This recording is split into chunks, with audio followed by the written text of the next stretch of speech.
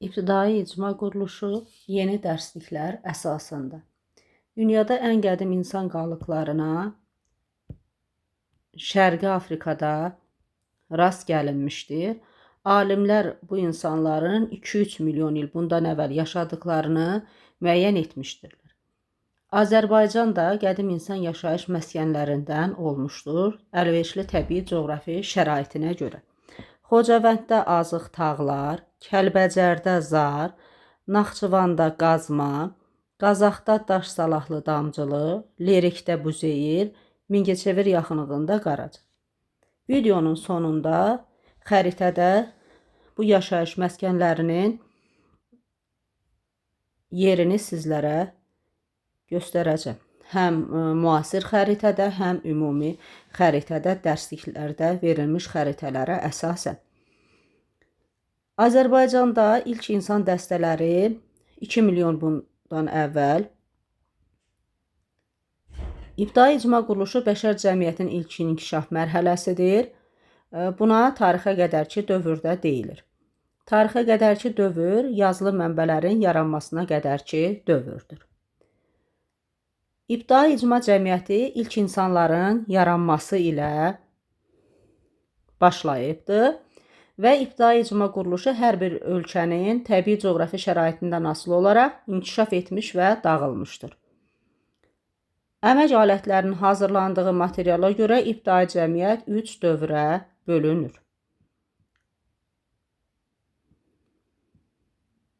Əvvəlki dərsliklərdə verilirdi daş dövrü, tunç dövrü və dəmir dövrü. İnsanlar ilk əmək alətlərini daşdan hazırlamışdırlar və burada öz arzu və istəklərini həkk etmişdilər. Bunlar isə yazılardır.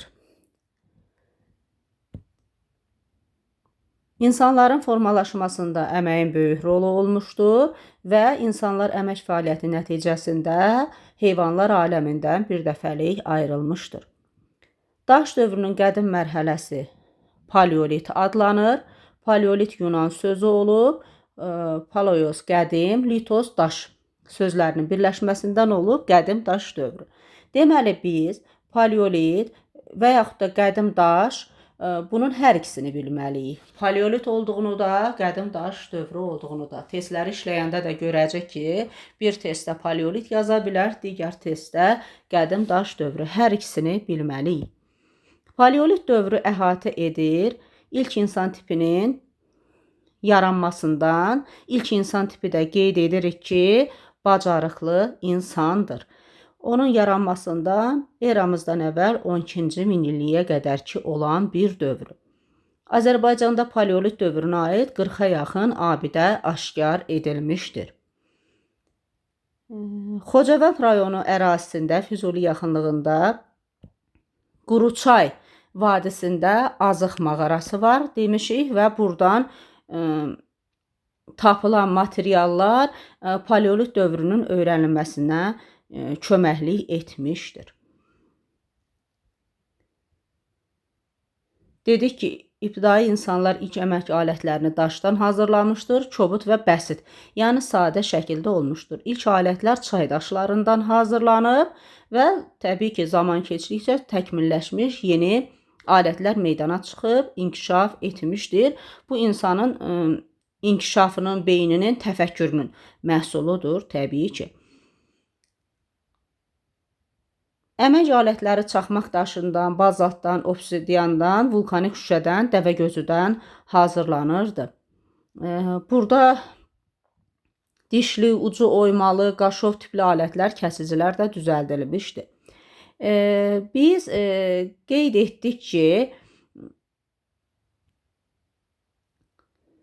ilk insanın yaranması barədə diqqət edirsinizsə, ilk əvvəldə belə bir cümləmiz var idi ki, Şərqi Afrikada rast gəlinmişdi.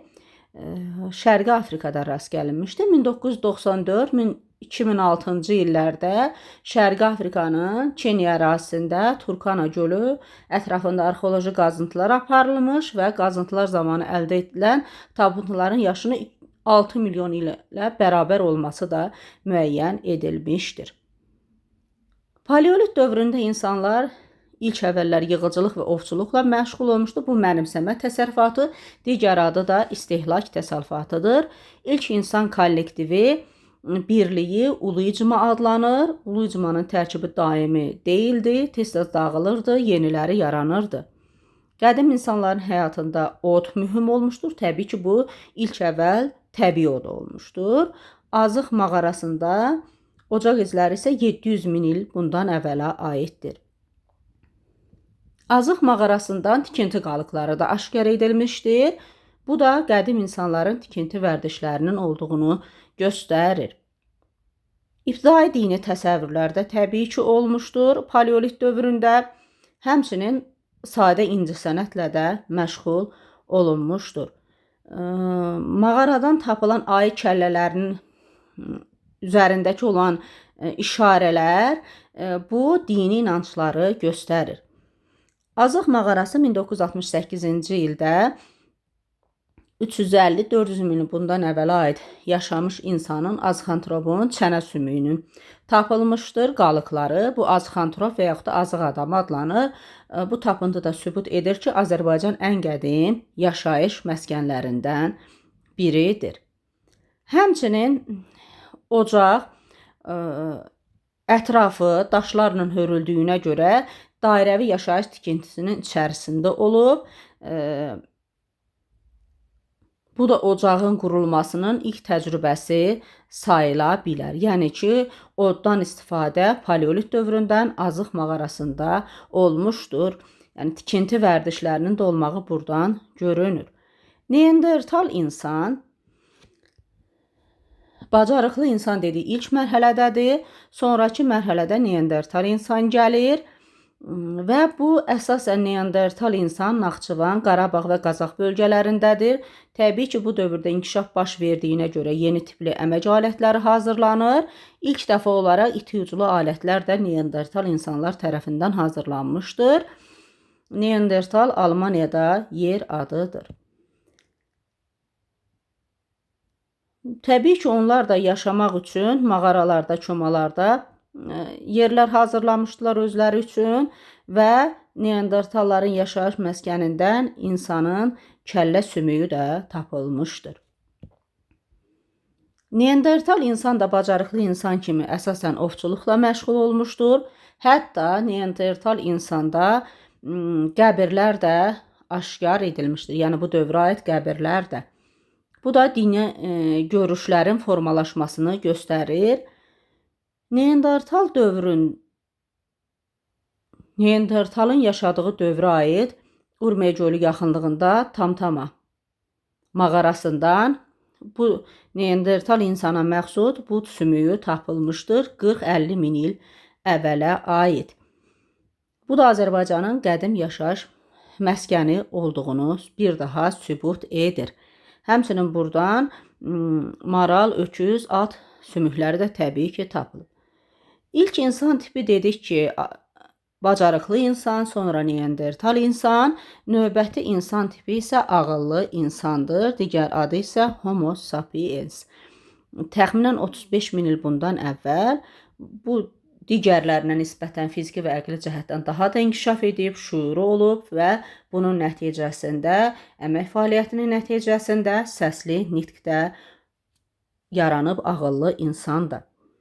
Biz dedik ilk insan kollektivi ulu icma idi. Ulu icma əsasən bacarıqlı insan və Neandertal insan ulu icmada yaşayıbdır. Ağıllı insan isə artıq qəbilədə nəsli icmada yaşamağa başlamışdır qan qohumluğu əsasında. Və burada ana xətti, qadın xətti önəmli idi. Qadınlar uşaqların qayğısına qalır, yığıcılıqla məşğul olur, odu qoruyub saxlayırdılar, yemək hazırlayırdılar. Nəsli xətt ana xətti idi, bu da matriarxat dövr adlanır. Paleolit dövrü bitdi, gəlir növbəti dövr orta daş dövrü. Orta daş dövrü və yaxud da mezolit dövrü. Mezos orta, litos daş deməkdir, mənası da orta daş. Paleolit qədim daşdır, orta daş mezolitdir. Paleolitdəki kimi mezolitdə də insanlar ovculuq, yığıcılıq, balıqçılıqla məşğul olmuşdular. Mezolitin orta daş dövrünün digər mühüm bir ixtirası ox və kamanın ixtirasıdır. Paleolit dövrü eramızdan əvvəl 12-ci minillikdə başa çatıb, ondan sonraki başlanan dövr dedik, mezolit və yaxud da orta daş dövrüdür. Mezolit dövründə ox və kamanın kəşfi nəticəsində qida ehtiyatı artdığına görə ibtidai maldarlıq və ibtidai əkinçilik də meydana gəlmişdir. Və ilk paleolit dövründə dedik ki, ilk təsərrüfat mənimsəmə istehlak təsərrüfatı idi. Artıq ox və kamanın kəşfi, ibtidai maldarlıq və əkinçiliyin meydana gəlməsi bu mənimsəmə təsərrüfatından istehsal təsərrüfatına keçidin əsasını qoymuş oldu. Amma tam formalaşmasının başa çatması təbii ki, yeni daş dövründə, yəni neolit dövründə olmuşdur. Mezolit dövründə əsasən mezoliti Qobustan abidələri əsasında öyrənilmişdir. Buradan əmək alətləri tapılmışdır. Çox kiçik ölçülü, müxtəlif həndəsi formalı alətlərdən istifadə edilmişdir. Biz ox ucluqları tapılmışdır.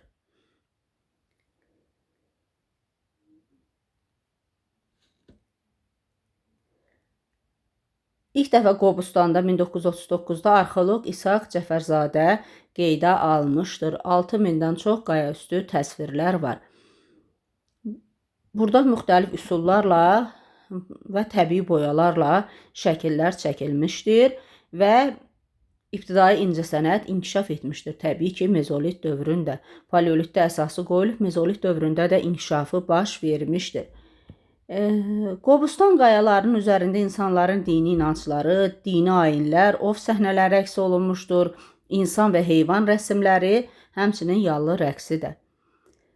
Biz dedik ki, qəbirlər artıq Neandertal insandan başladı və Qobustanda mezolit dövrünə aid təbii ki, qəbirlər tapılmışdır və onların yanına müxtəlif əşyalar da qoyulmuşdur. Mezolit dövründə insanlar ovçuluq, yığıcılıqla da məşğul olub, balıqçılıqla da məşğul olub, eyni zamanda əkinçilik və maldarlıqla da məşğul olub ki, istehsal təsərrüfatına keçib, ağacların içini oyaraq qayıqlar da hazırlayıblar və bunun sübutu Qobustan qayalarının üzərində içində adamlar olan, burun hissəsində günəş təsvir olan qayıq rəsmləri vardır. Bu da Norveç alimi Tur Heyerdalın marağına səbəb olub və 20-ci əsrin sonunda Azərbaycana gəlib, Qobustanı tədqiq edib və Azərbaycanı gəmiçiliyin meydana gəldiyi ən qədim diyar adlandırmışdır. Qobustan açıq səma altında muzeydir. 1966-cı ildə Mədəniyyət Nazirliyi nəzdində Qobustan dövlət tarix, bədii qoruğu elan edilmişdir. 2007-ci ildən isə UNESCO-nun Dünya İrs siyahısına salınmışdır. İndi isə keçək yeni daş dövrünə və yaxud da neolit dövrünə.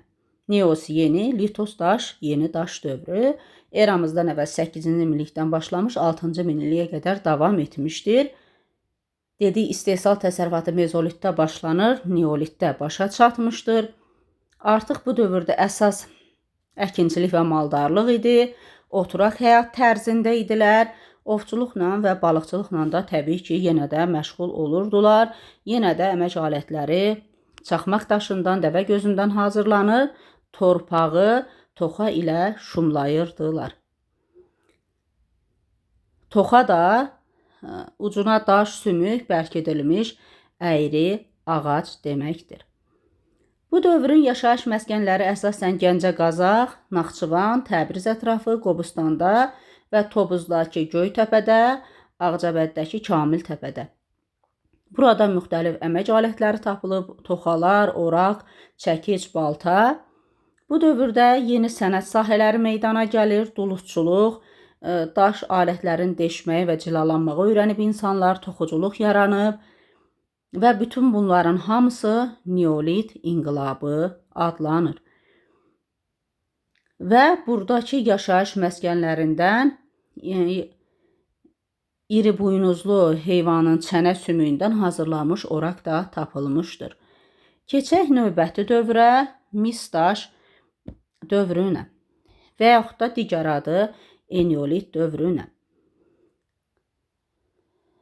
təkmilləşmə baş vermiş, inkişaf baş vermiş. Dedik ki, neolit dövründə duluçuluq yaranmış. Duluçuluğun yaranması, saxsı qabların istehsalı Azərbaycanda metallurgiyanın meydana gəlməsində mühüm rol oynadı. Gil qab düzəldən ustalar getdikcə daha yüksək istilik əldə etməyi öyrəndilər. Onların diqqətini cəlb edən ilk metal mis oldu. Bu əsasən Gədəbəy, Daşkəsən rayonlarında Qarabağın dağlıq hissəsində idi. Amma mis yumşaq olduğuna görə ondan yalnız qarmaqlar, iynə, biz, balıq tutmaq üçün qarmaqlar hazırlanır, muncuq, üzük, qolbaq hazırlanırdı. Daşın gördüyü funksiyaları tam görə bilmirdi, yumşaq olduğuna görə, əyildiyinə görə. Ona görə də elə dövrün adı da mis daş dövrü adlanır. Sümükdən əmək alətləri hazırlanıb, toxadan istifadə olunubdu. Bu dövrdə də sümükdən də bəzək və məişət əşyaları da hazırlanmışdı. Artıq mis daş dövrü, eneolit dövründə metaldan da istifadə olunmağa başlanmışdır. Yəni ilk olaraq metal eneolit mis daş dövründən başlanır misin kəşfi ilə. Artıq müxtəlif üsullarla misdən əşyalar hazırlamağa başladılar və bu da ibtidai metal işləmənin əsasını qoydu. İbtidai metal işləmənin əsası da qoyulubdur deməli eneolit dövründə. Bu da mis daş dövründən tunca keçirilməsi mərhələsi idi. Təbii ki, bu müxtəlif xalqlarda biraz tez və yaxud da biraz gec başlamışdı inkişafa görə. Mis əşyalar ilk dəfə qədim şərqdə ölkələrində meydana gəlmişdir. Biz bunu Mesopotamiya, Şumer mövzusunda keçəndə eramızdan əvvəl 4-cü minillikdə qeyd etmişik. Azərbaycanda mis daş dövrü eramızdan əvvəl 6-cı minillikdən başlamış, 4-cü minilliyin ortalarına qədər davam etmişdir. Neolit dövründə başlanan toxa əkinçiliyi eneolit dövründə də inkişaf etmiş, hətta bu dövr toxa əkinçiliyi dövrü də adlanmışdır. Toxa əkinçiliyi dövrü deyəndə eneolit dövrü nəzərdə tutulur. Bu dövrdə evlər tikilmişdir. Əvvəl dairəvi formada evlər, sonra isə düzbucaqlı formada qazma tipli evlər də mövcud olmuşdur. Eneolit dövrünün yaşayış məskənləri Cəllabad rayonu Əli Köməktəpədə. Bu dövrdə insanlar həmçinin əkinçilik, maldarlıqla məşğul olur. Sənətkarlığın müxtəlif sahələri, yəni duluçuluq, daş işləmə, toxuculuqla da, həmçinin balıqçılıqla da, ovçuluqla da məşğul olurdular. Amma bu dövrdən artıq eneolit dövründən ovçuluq və balıqçılıq ikinci dərəcəli təsərrüfat sahəsinə çevrildi. Toxuculuq bu dövrdə daha da inkişaf etdi. İy uclar olması sübut edir. Toxuculuğun inkişafının səbəbi də qoyunçuluğun inkişafı və yun istehsalının artması olmuşdur. Sənətkarlığın müxtəlif sahələri içərisində duluçuluq daha çox yayılmışdır. Hətta eneolit dövründən başlayaraq duluçular qablara müxtəlif nişanlar da vururdular. Hətta ən mühüm yeniliklərdən biri saxsı qabları bişirmək üçün kürələr də meydana gəlibdir bu dövrdə. Bu dövrdə biz dedik ki, ağıllı insanın yaranmasından sonra nəsli qəbilə ana xaqanlığı, matriarxat dövr başladı. Eneolit dövründə də ana xaqanlığı davam edirdi. Qadınlar önəmli idilər. Müqəddəs varlıq hesab olunurdular. Qadın heykəlləri tapılmışdır. Eneolit dövründə özünün dəfn mərasimləri olmuş. Ölülər yaşayış məskənində binaların arasında, evlərin içərisində bastırılırdı. Qan rəmzi olan qırmızı boya çəkilir və yaxud da açıq qəhvəyi rəngli təbii boya səpirdilər. Qəbirlərdə müxtəlif bəzək əşyaları tapılmışdır. Müxtəlif ayinlər, ovsun mərasimləri olmuşdur. Qobustan qayalarının üzərində də ovsun və dini mərasimlərin təsvirləri vardır. Mis daş dövründən Azərbaycan əhalisi Ön Asiyanın qədim mədəniyyət mərkəzləri ilə əlaqə yaratmışdır. Bu binaların quruluşunda, tikinti texnikasında, təsərrüfatda, məişətdə işləyən əşyaların oxşarlığında özünü göstərir. Mis daş dövrünün son mərhələsində metallurgiya sahəsində baş verən dəyişikliklər insanların həyatında yeni, daha mütərəqqi mərhələnin Tunç dövrünün başlanğıcını qoymuşdur. Bu videomuzda yalnız biz öyrəndik paleolit dövrünü, mezolit dövrünü, neolit dövrünü və eneolit dövrünü. İbtidai icma mərhələsinin digər dövrü olan Tunç dövrünü isə digər video izahda olacaq. İndi gələk bu dövrlərə aid yaşayış məskənlərini. Biz qeyd etdik ki, paleolit dövrünün, qədim daş dövrünün Azərbaycanda ilk qədim yaşayış məskənlərinin olduğu əraziləri qeyd edək. Biz dedik, Füzuli yaxınlığında, Xocavənddə Azıq Tağlar yerləri buradadır. Qazaxda Damcılı, Daş Salahlı buradadır. Mingəçevirdə Qaraca buradadır. Kəlbəcərdə Zar, Naxçıvanda Qazma və Lerikdə Buzeyir. Bunlar paleolit dövrünün yaşayış məskənləri. Deməli oldu Qazaxda Daş Salahlı, Damcılı, Mingəçevirdə Qaraca, Kəlbəcərdə Zar, Naxçıvanda Qazma, Xocavənd, Füzuli yaxınında Azıq Tağlar, Lerikdə Buzeyir. Bunların oldu paleolitin yaşayış məskənləri. Həmçinin biz mezolit dövrünün yaşayış məskənlərindən Qobustanın adını çəkdik. Qobustan yaşayış məskəninin ərazisi buradadır. Həmçinin Qobustanı biz digər dövrlərdə də, neolit dövründə də, eneolit dövründə də yaşayış məskəni olmasını qeyd etdik.